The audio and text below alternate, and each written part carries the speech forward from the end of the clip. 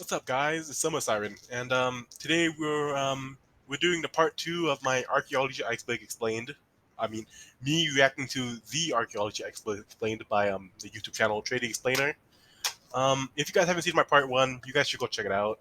I mean, you guys don't have to because this is not really linear. Like you guys are here to watch me react to this video. Um, if you guys haven't seen Trey's stuff before, I suggest you guys go check him out. He has some real cool stuff, and if you guys have been keeping track with me and my videos, I apologize. Like, I haven't filmed stuff in like a couple weeks. I've been busy. Okay, like I'm going back to school and all that. Haven't had time to do much YouTube. Um, huh. Well, yeah, that's enough about me. You guys are here to watch me. I mean, watch me watch this video. So let's get this started. I'm pretty sure this is where we started last. Ended last time. Okay, how to adjust this volume. Meteoric iron. Before the Iron Age, iron was, as to be expected, in short supply. Humans had no means to produce it from raw ore. However, iron from meteorites provided people in the past a very rare opportunity. I apologize. This is kind of loud in my ear right now. Gotta turn it down. Okay. And there we go. To fashion metal tools and weapons. Scientific evidence has shown that artifacts like King Tut's dagger and the spearheads of some Inuit lances were in fact fashioned out of iron, harvested from space rocks fallen from the heavens. Whoa. The Nazis took the Lance of Longinus. During the 1930s, several Nazi leaders took a keen interest in the field of archaeology. Heinrich Himmler greenlit several searches for legendary places and artifacts, like the city of Atlantis and the Ark of the Covenant, apparently to no avail.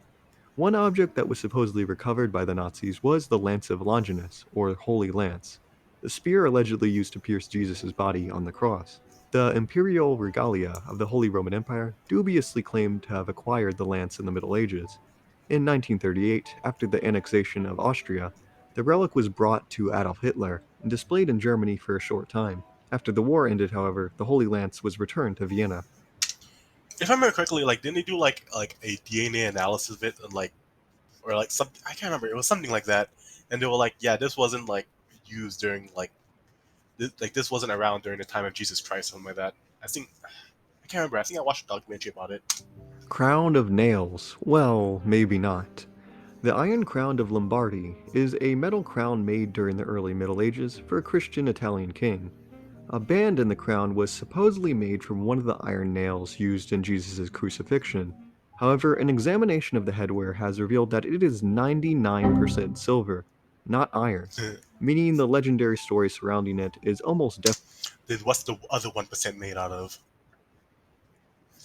definitely false. Ramses II passport.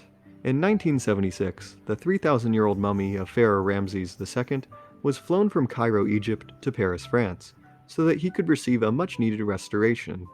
A popular internet rumor states that in order to leave and enter the two countries, Ramses had to be issued a passport. Wait, let's look This at is this.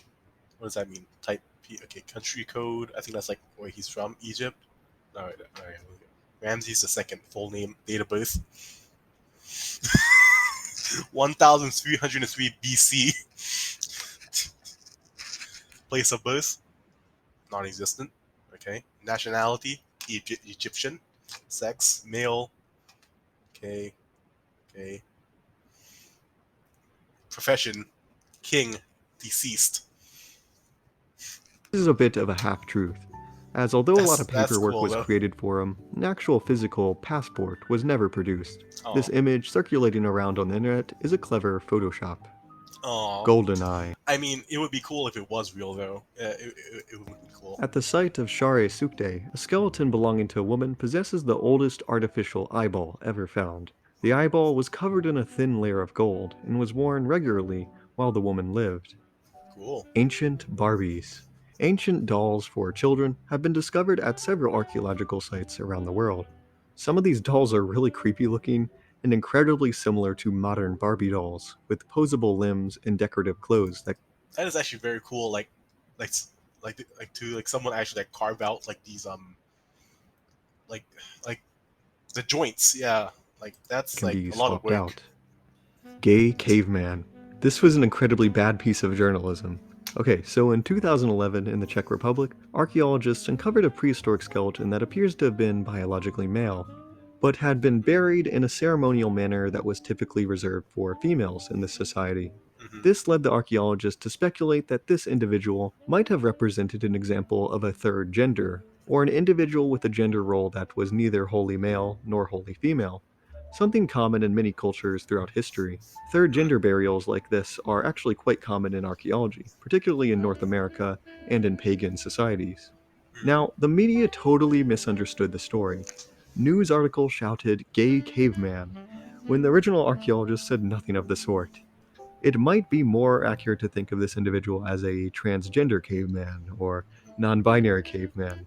That being said, there are some archaeological finds that might represent two individuals in same sex See, guys, if there's a hole, there's a way, and please don't quote me on that. relationships.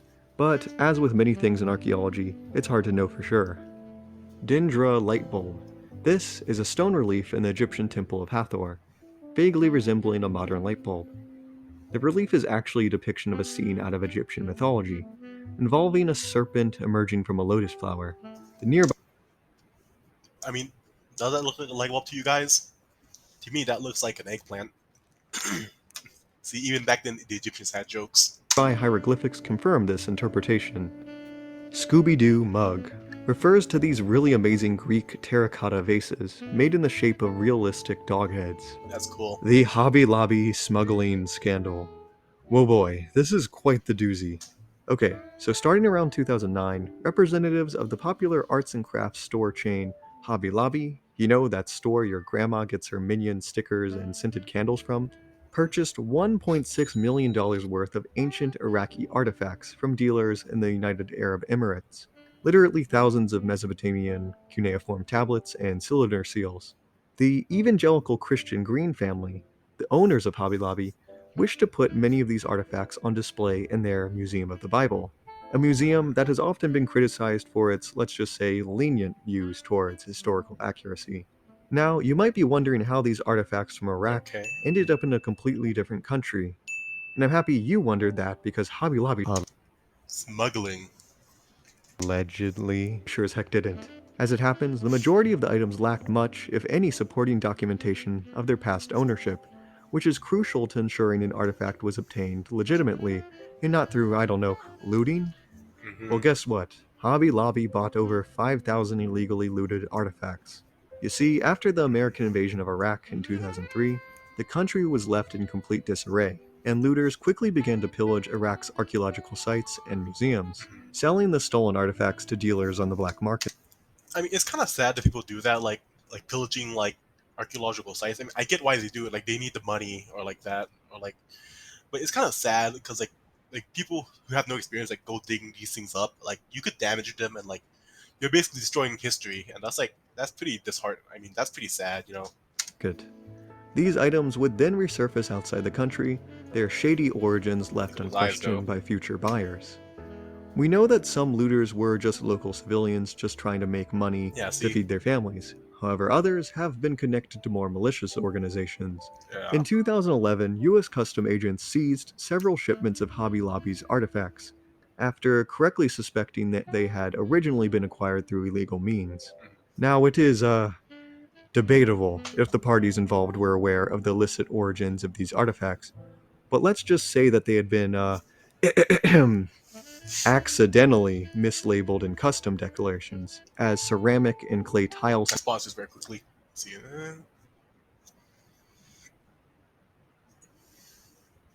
samples from Yes, Turkey and mislabeled. Israel, and not Iraq or the United Arab Emirates. Whoops. Archaeologists have since determined that several of the pieces Hobby Lobby purchased originally came from the National Museum of Iraq, which was rather violently ransacked less than a decade prior. Oh The man, United States government which was rather violently that's kind of sad, man. Like I don't know who this is. Like, what? It's probably like the the museum curator or something like that. Like, or like a historian. Like, that's man. That would be very sad. Like, just seeing all that. That's just really sad. Like, all these historical like artifacts and stuff. Like, ransacked less than a that's decade just sad, prior. The United States government prosecuted Hobby Lobby for the scandal, and in as they should. 2017, the company made a settlement, returning more than 5,500 artifacts to Iraq and having to pay a $3 million fine. Cats domesticated themselves. This is a popular Oh theory on how yes. wild cats were domesticated into house pets. They did so themselves.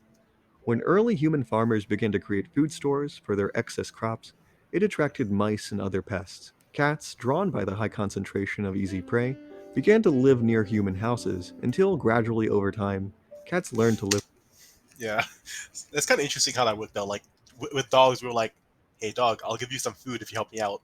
Dog's like, "Okay," but the cat's like, "Hey, human, I'll live with you, eat these mice, and then you'll pray to me. You like, I'll be your gods." And humans are just like, "All right, fam." That's just crazy how that worked out. with us, and we just kind of let them Like, isn't there like a saying that's like, what is it like? I can't remember the saying, but it's like something along the lines of like, the dog's your pet, but like to a cat, like the human's the pet, or something like that. I can't remember how that goes, but hang it's something out. like that. The original dark-skinned Europeans. Several genetic studies on prehistoric human remains in Europe have revealed that several of the earliest Europeans looked very different when compared to the Europeans of today. Cheddar Man, for example, was a 9,000-year-old man in England who, according to genetics, possessed dark skin, dark hair, and light-colored eyes. Mhm.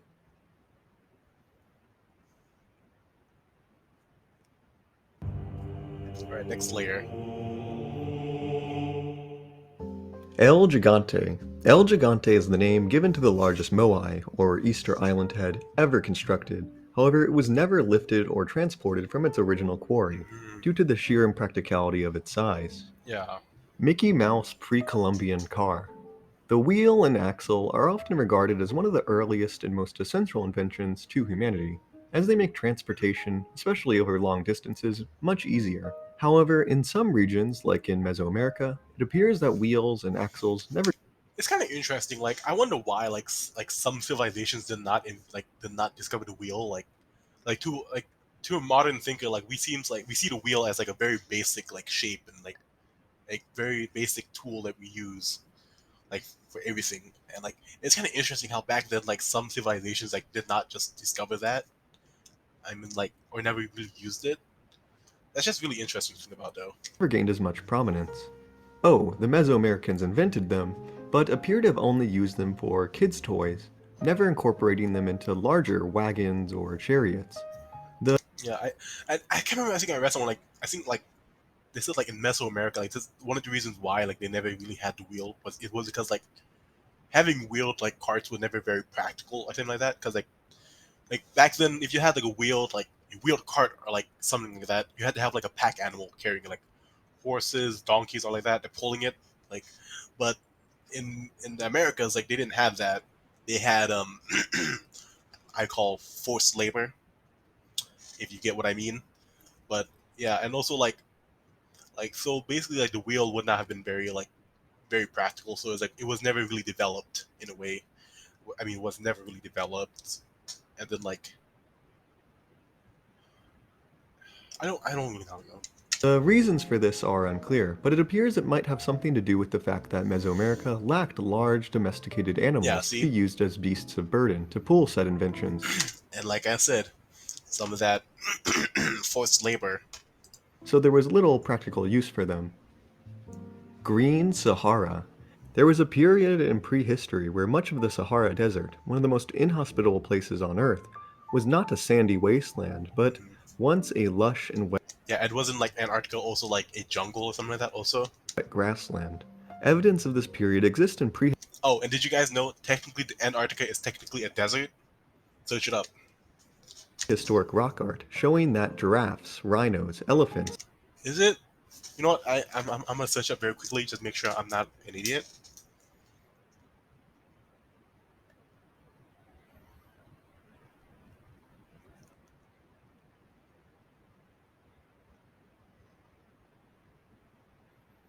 Aha, I'm not an idiot. I remember my stuff. and other animals once lived in this region. People swam in freshwater lakes and had thriving communities here. Oh shit! That wait, it was that recently, like to the point where they had like had cave paintings and stuff near there. I I thought it was like way before humans that the Sahara was like had water and stuff. Huh. but they died out or moved elsewhere once the desert sands crept in. Hmm. Ancient trade. Several archaeological finds have revealed that the world of the past was surprisingly much more interconnected than often thought. Although it was difficult for a single person to travel far from home in these times, objects Intermediaries. could travel great distances through a complex network of trade. We found a Buddha figurine in medieval Scandinavia, ancient Greek tapestries depicting centaurs in China, and carvings of Hindu deities in Roman Pompeii. That's You actually could get crazy though. goods thousands of miles from their And if you think about it, if you're like some dude in like in Rome, and then like you get this thing all the way from like India or China, like or like do you know what it is, or like you're just like, oh, cool statue. It's like that's very interesting how you think about it. Like like if you're a person back then, that's really cool. original locations, but let's just say the shipping times were quite the long wait. Prehistoric shark attack. The remains of this 3,000-year-old Japanese hunter-gatherer show that he had been attacked by either a tiger or great white shark at some point. Ooh. Neolithic gummy bear. Hmm? This amber amulet was found in a Polish bog. Its provenience can't really be attested, but it seems like it was dropped by a prehistoric hunter sometime during the Neolithic period. It also looks really You know, guys, amber is very cool. Like if you actually think about it, like what it's something that is it was basically like what tree sap like millions of years ago, and then at some point it became like stone. It's actually very cool, like amber, tasty. and amber can be like destroyed also like in heat. So it's like, Wooden ship underneath the World Trade Center. huh? After the September Oh, I remember this one. I read an article about this. 11th attacks on the World Trade Center in New York, a massive construction effort was made to rebuild the destroyed area of the city.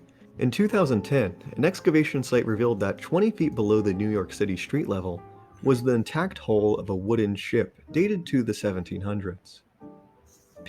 Like I explained, yeah, he didn't really go into it, but like if I recall the article, it was like it was an old ship like I say 1800s or earlier like that, and then like the reason why there's a ship there is because I think in the article I read it was something along the lines of like they would use these ships as like they were basically like debris like as they would put like near where the harbor was they would put it down and they would put like dirt onto it and that's how they expanded the land out.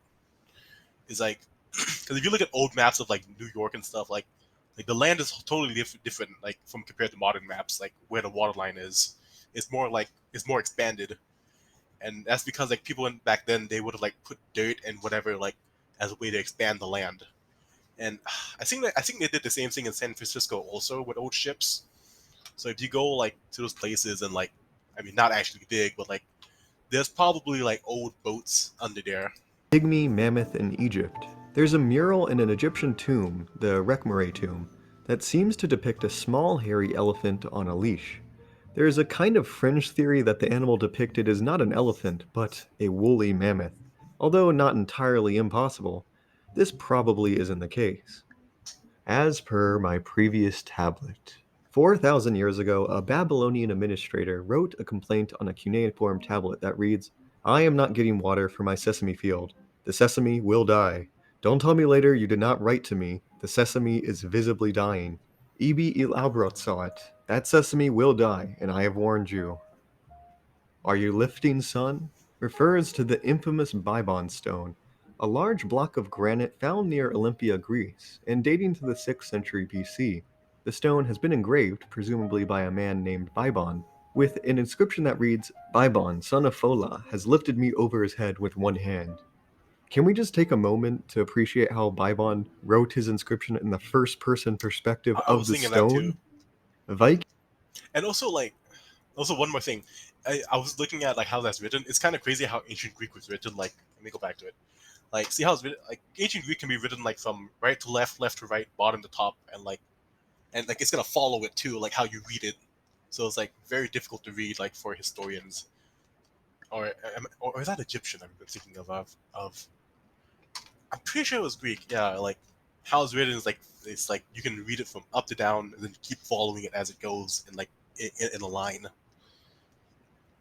wrote his inscription in the first person perspective of the stone? Viking was a job description. An extensive genetic study It surprises me how like people actually don't know that. Like Viking like is it's it like calling someone a Viking is just calling them their job description. It's like calling someone like a plumber, if like they're a plumber. Like you don't call him like, oh, that American there, that he's a plumber. Like Viking is a, you know what? Of I'll just let him Viking go Age through it. remains revealed that the quote unquote Vikings were an incredibly genetically diverse group, and not the necessarily homogeneous people that they're often thought of. They came from all over Europe, and it is perhaps better thought of as a job description like pirate or mercenary, Yeah. rather than an ethnic group. Antfim. In the city of Novgorod in Russia, archaeologists found the spelling homework of a 7-year-old medieval child named Antfim. Anfim was obviously disinterested in his Spelling homework as homework. he doodled all over it. I I took was a about to deeper say, dive these are what my papers looked like when I was in middle school. Exactly. Like 1/3 of it is actually dedicated to schoolwork. The rest is just all doodles. into this story in a previous video, so you should check that out. Caligula's Oh coffee yes, you do table. about it. In the 1st century AD, the notorious Roman Emperor Caligula ordered the construction of two of the largest wooden ships ever built in antiquity. These pleasure barges were some of the The most Nemi ships, expensive this thing and was. technologically advanced of their day, and were said to host the emperor's lavish parties and orgies. Caligula's fancy ships eventually sunk to the bottom of Lake Nemi, where they remained for almost 2,000 years. Yeah. In the 1920s, however, Italian dictator Benito Mussolini ordered the lake be drained and the wreckage of the ships recovered. The two Nemi ships were successfully raised and eventually housed in their own museum, but Wait, let's go back to that. the two Nemi ships were Look how large these ships are. Like for comparison, there's a person. Look how big that ship is. Like is that bigger than most yachts like nowadays? Like considering the technology they had back then, also that's really impressive. successfully raised and eventually housed in their own museum. But in 1944, an Allied attack resulted in a fire that eventually burned down the museum, sadly, almost completely destroying the remains of the original ships in the process. Little managed to survive. That was until 2017, when a New York attorney's office confiscated a mosaic panel from a private collector in New York City. The artifact turned out to be a Roman mosaic used to decorate the floor of one of the Nemi ships. Surviving the fire, it had been sold by an Italian aristocratic family to antiquity dealers in America. The owner of the mosaic apparently had no idea how special it was, and was using it for years as a coffee table. Yeah, Knowing 60 what minutes. I Caligula probably did on that ship, I just I watched that video. Like I think it was like this guy went to like this like I don't know. He went somewhere and then like they were like talking about this, and he's like, "Oh, my friend has that as a coffee table," and they're like, "Huh? What?" And then like yeah, she was using it as a coffee table, and oh dear God, I hopefully she cleaned it with a lot of bleach, considering that this was one of Caligula's ships. hope they wiped it down a little before they used it. Yeah, yes, he said it too. It's ritual. It refers to the tendency for archaeologists to explain something like an artifact or burial custom as ritual, which basically means that we don't know what the heck this thing is or what it was used for. It's kind of a vague catch all term that really means nothing in the end. Brushing your teeth can be considered ritual and a whole bunch of other stuff. Mormonism. The religion of Mormonism has this kind of weird relationship with archaeology. The founder of Mormonism, Joseph Smith, was a bit of an amateur archaeologist himself. In 1823, Smith claimed to have discovered, with the help of an angel, an ancient book of gold plates buried on a hill in Manchester, New York. Smith claimed that they were the remains of a bygone civilization of Israelites called the Nephites, who crossed the Atlantic Ocean in ancient times. Now, with the hindsight of modern archaeology and genetics, this claim of an ancient transatlantic crossing is simply not supported by the evidence. But it is possible that Smith might have actually uncovered the remains of the very real Native American Mississippian culture, which existed across the eastern part of North America from 800 to 1600 AD. These Native Americans did know a bit of metalworking and crafted decorative copper plates with glyphs and designs. Perhaps Smith found a few of these copper plates and misidentified them as Israelite. The Schliemann level.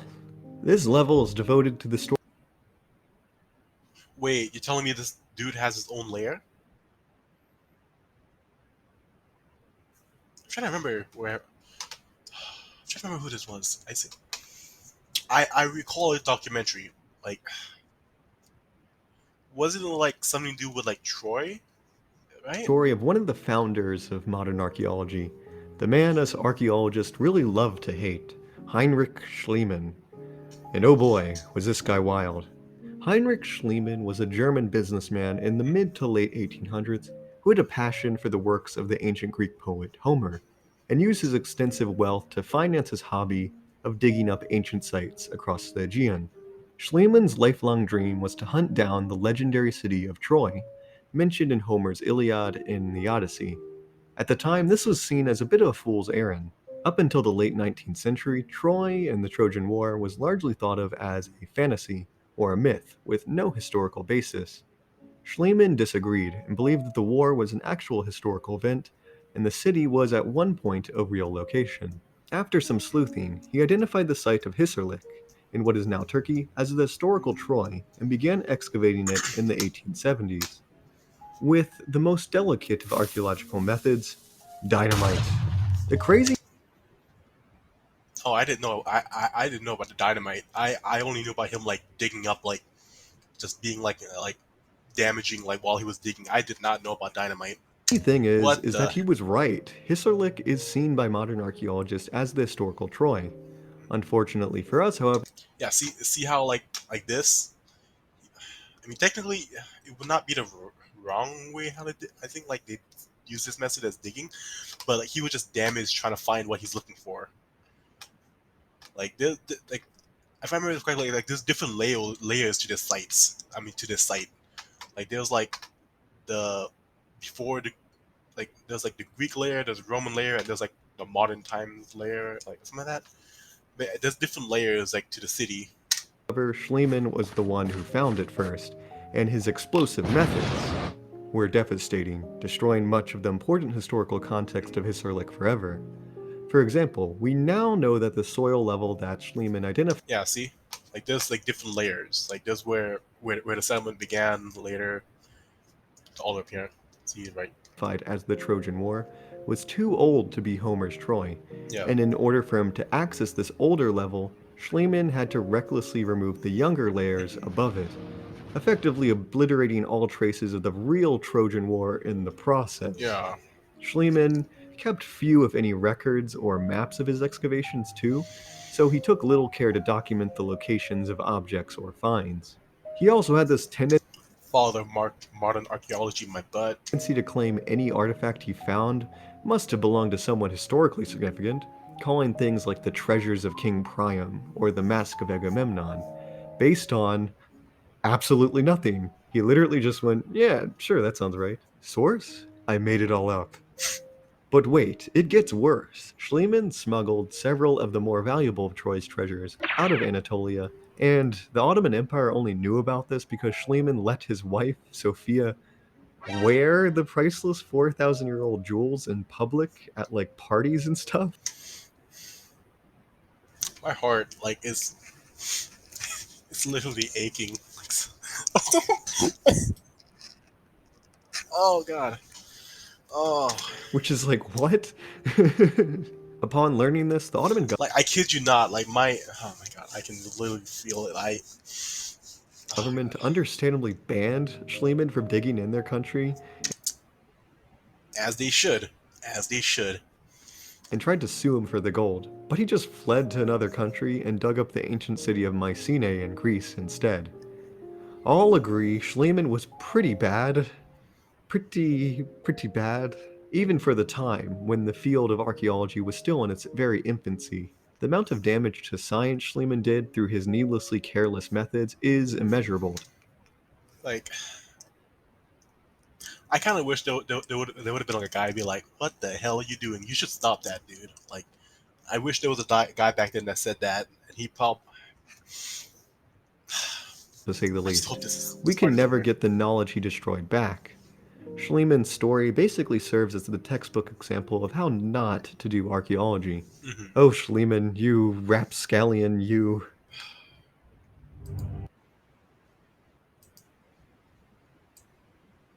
Okay. Just all right, guys. That's I think that's enough for my part two right now. Sorry, there. I reached my recording limit. Yeah. This is should be enough for my part two. Hopefully, it won't take me a 3 weeks like to get to the part three. Watching the rest of this video. If you guys enjoyed the video, like and subscribe. Also visit Trey. Also like and subscribe his videos. Also, um, this has been a very I mean, at the end of there, like my heart was aching.